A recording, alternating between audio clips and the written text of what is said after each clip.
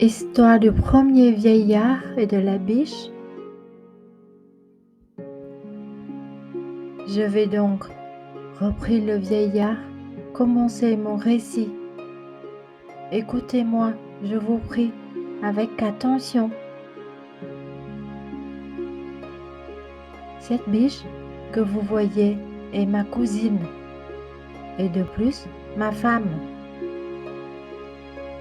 Elle n'avait que 12 ans quand je l'ai épousée. Ainsi, je puis dire qu'elle ne devait pas moins me regarder comme son père que comme son parent et son mari. Nous avons vécu ensemble 30 années sans avoir eu d'enfant, mais sa stérilité ne m'a point empêché d'avoir pour elle beaucoup de complaisance et d'amitié.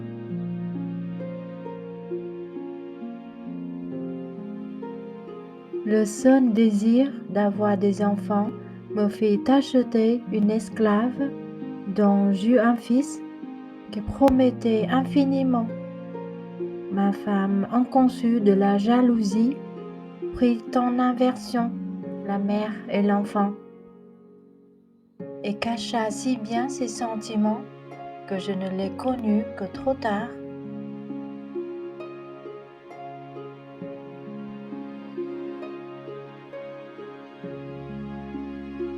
Cependant, mon fils croissait, et il avait déjà 10 ans lorsque je fus obligée de faire un voyage.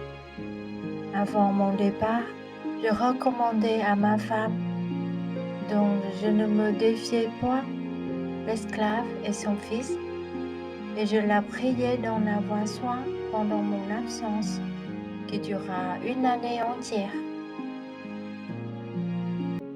Elle profita de ce temps-là pour contenter sa haine. Elle s'attacha à la magie. Et quand elle sut assez de cet art diabolique pour exécuter l'horrible dessein qu'elle méditait, la scélérate mena son fils dans un lieu écarté. Là, par ses enchantements, elle le changea en veau et le donna à mon fermier, avec ordre de le nourrir comme un veau, disait-elle, qu'elle avait acheté. Elle ne borna point sa fureur à cette action abominable. Elle changea l'esclave en vache et la donna aussi à mon fermier. À mon retour, je lui demandai des nouvelles de la mère et de l'enfant. « Votre esclave est morte, me dit-elle, et pour votre fils, il y a 2 mois que je ne l'ai vu et que je ne sais ce qu'il est devenu. » Je fus touchée de la mort de l'esclave, mais comme mon fils n'avait fait que disparaître, je me flattai que je pourrais le retrouver bientôt.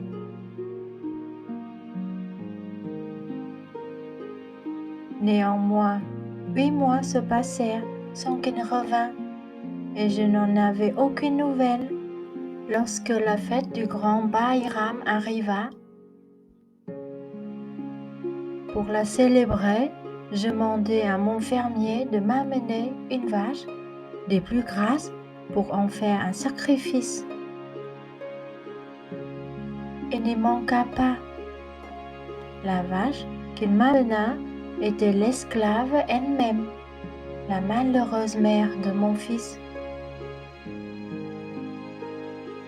Je la liai, mais dans le moment que je me préparais à la sacrifier, elle se mit à faire des hurlements pitoyables, et je m'aperçus qu'il coulait de ses yeux des ruisseaux de larmes. Cela me parut assez extraordinaire, et me sentant, malgré moi, saisie d'un mouvement de pitié, Je ne pus résoudre à la frapper. J'ordonnai à mon fermier de m'en aller prendre une autre.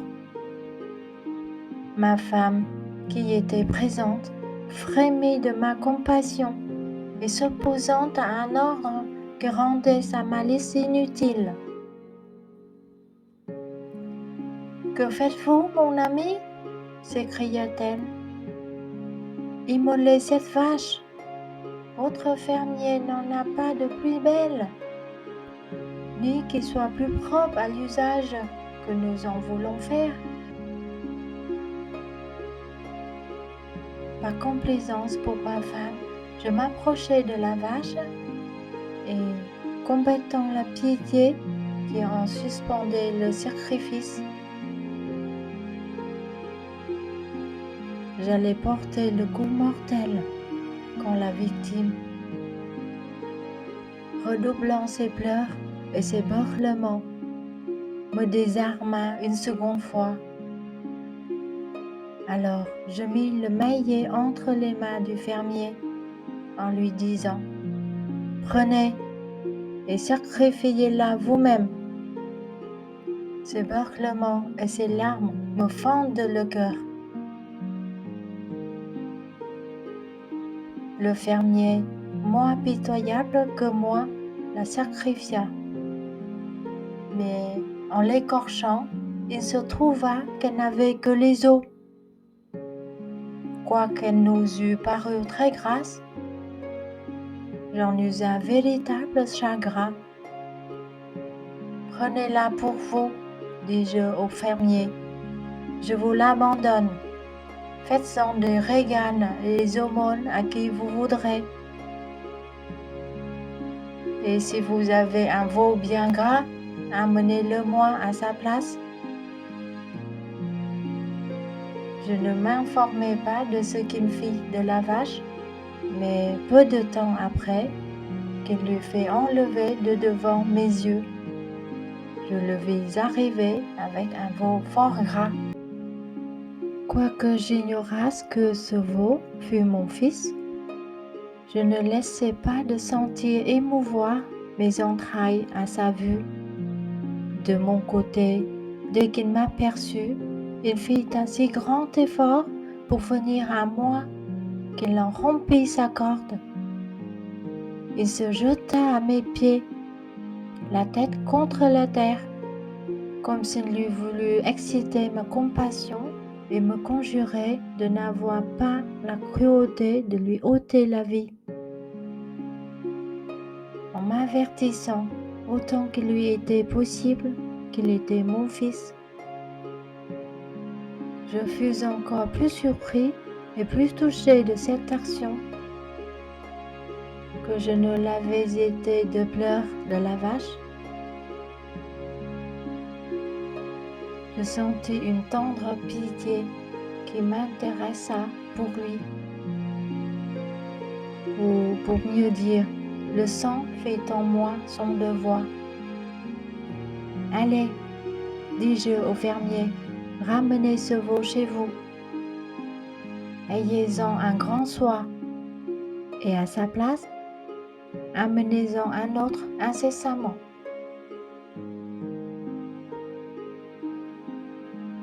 Dès que ma femme m'entendit parler ainsi, elle ne manqua pas de s'écrier encore « Que faites-vous, mon mari?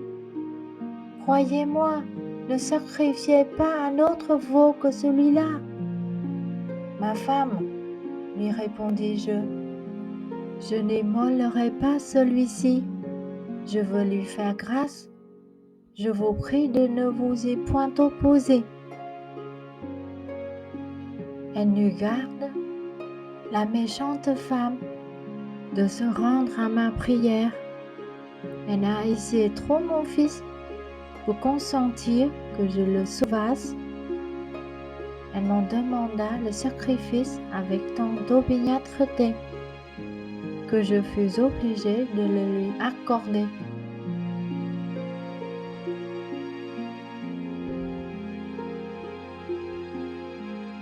Je liai le veau et prenant le couteau funeste, Scheherazade s'arrêta en cet endroit parce qu'elle aperçut le jour. « Ma sœur, dit alors Dinarzade, je suis enchantée de ce conte qui soutient si agréablement mon attention. Si le sultan me laisse encore vivre aujourd'hui, repartit Scheherazade, vous verrez ce que je vous raconterai demain vous divertira beaucoup davantage. » Schahriar, curieux de savoir ce que deviendrait le fils du vieillard qui conduisait la biche, dit à la sultane qu'il serait bien aise d'attendre la nuit prochaine la fin de ce conte.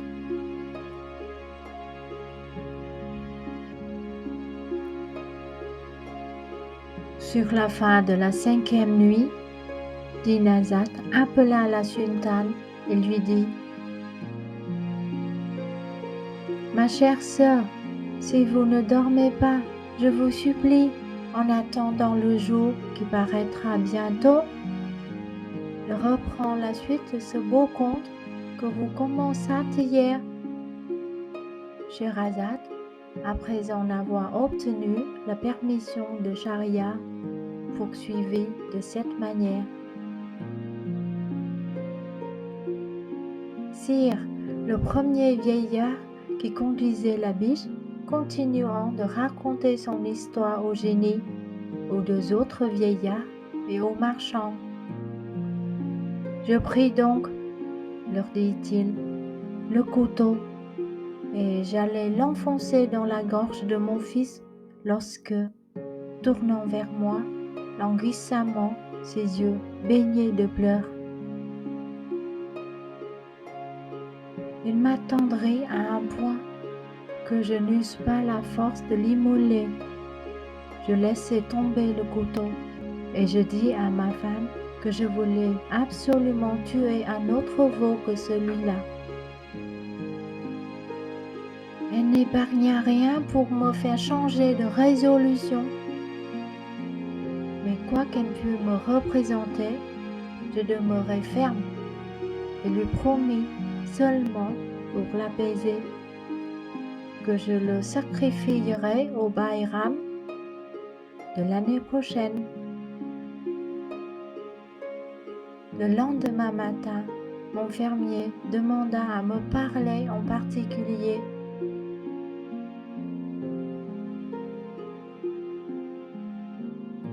« Je viens, me dit-il, vous apprendre une nouvelle dont j'espère que vous me saurez bon gré. J'ai une fille qui a quelques connaissances de la magie. Hier, comme je ramenais au logis le veau dont vous n'aviez pas voulu faire le sacrifice, je remarquai qu'elle rit en le voyant et qu'un moment après, elle se mit à pleurer. Je lui demandai pourquoi elle faisait en même temps 2 choses si contraires. « Mon père, me répondit-elle, ce veau que vous ramenez est le fils de notre maître. »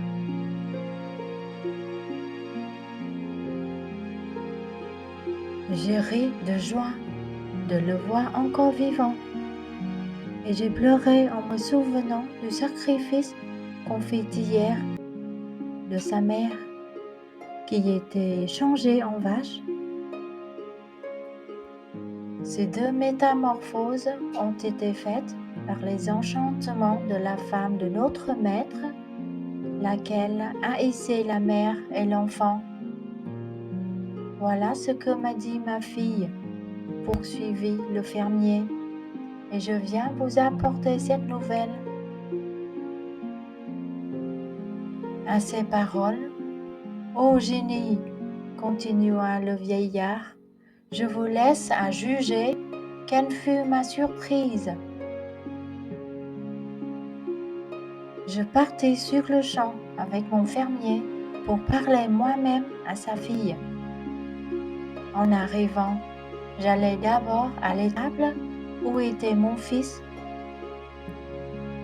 Il ne put répondre à mes embrassements. mais il est reçu d'une manière qui acheva de me persuader qu'il était mon fils. La fille du fermier arriva. « Ma bonne fille, lui dis-je, pouvez-vous rendre à mon fils sa première forme ?»« Oui, je le puis, me répondit-elle. « Ah, si vous en venez à bout, repris-je, je vous fais maîtresse de tous mes biens. » Alors elle me repartit en souriant. « Vous êtes notre maître, et je sais trop bien ce que je vous dois, mais je vous avertis que je ne puis remettre votre fils dans son premier état qu'à deux conditions. La première, que vous me le donnerez pour époux, et la seconde, qu'il me sera permis de punir la personne qui l'a changé en veau. Pour la première condition, lui dis-je, je l'accepte de bon cœur. Je dis plus, je vous promets de vous donner beaucoup de biens pour vous en particulier, indépendamment de celui que je destine à mon fils. Enfin, vous verrez comment je reconnaîtrai le grand service que j'attends de vous. Pour la condition qu'il regarde ma femme, je veux bien l'accepter encore. Une personne qui a été capable de faire une action si criminelle mérite bien d'être punie.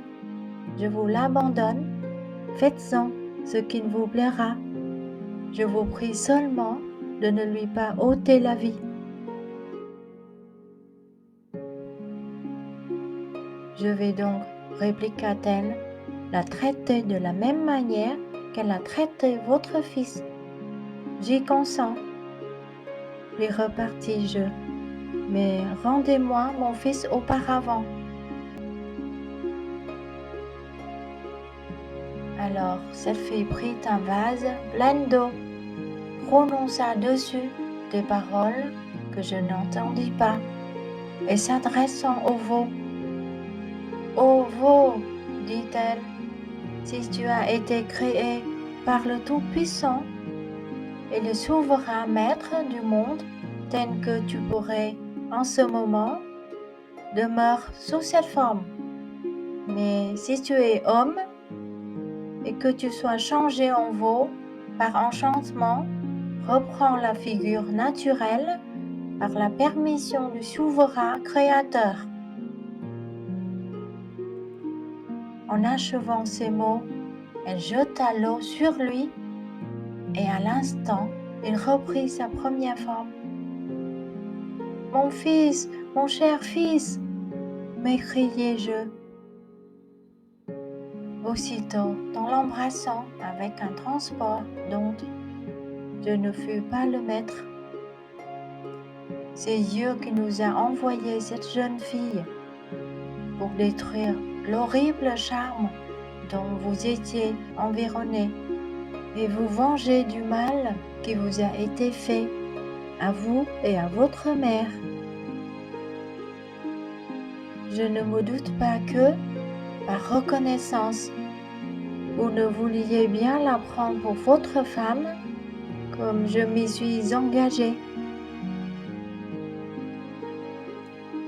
Il y consentit avec joie, mais avant qu'ils se mariassent, la jeune fille changea ma femme en biche, et c'est elle que vous voyez ici.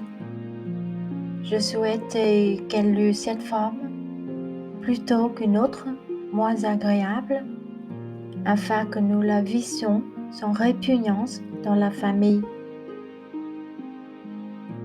Depuis ce temps-là, mon fils est devenu veuf et est allé voyager. Comme il y a plusieurs années que je n'ai eu de ses nouvelles, je me suis mise en chemin pour tâcher d'en apprendre. Et n'ayant pas voulu confier à personne le soin de ma femme. Pendant que je ferais enquête de lui, j'ai jugé à propos de la mener partout avec moi. Voilà donc mon histoire et celle de cette biche. N'est-elle pas de plus surprenante et de plus merveilleuse? J'en demeure d'accord, dit le génie. Et en sa faveur, je t'accorde le tiers de la grâce de ce marchand. Quand le premier vieillard, sire, continua la sultane, eut achevé son histoire, le second, qui conduisait les 2 chiens noirs, s'adressa au génie et lui dit: Je vais vous raconter ce qui m'est arrivé à moi et à ces 2 chiens noirs que voici, et je suis sûre que vous trouverez mon histoire encore plus étonnante que celle que vous venez d'entendre. Mais quand je vous l'aurai contée, m'accorderez-vous le second tiers de la grâce de ce marchand? Oui, répondit le génie, pourvu que ton histoire surpasse celle de la biche. Après ce consentement, le second vieillard commença de cette manière, mais Scheherazade, en prononçant ces dernières paroles, ayant vu le jour, cessa de parler. Bon Dieu, ma sœur, dit Dinarzade, que ces aventures sont singulières. Ma sœur, répondit la sultane, elles ne sont pas comparables à celles que j'aurai à vous raconter la nuit prochaine. Si le sultan, mon seigneur et mon maître, avait la bonté de me laisser vivre. Schahriar ne répondit rien à cela, mais il se leva, fit sa prière et alla au conseil sans donner aucun ordre contre la vie de la charmante Scheherazade.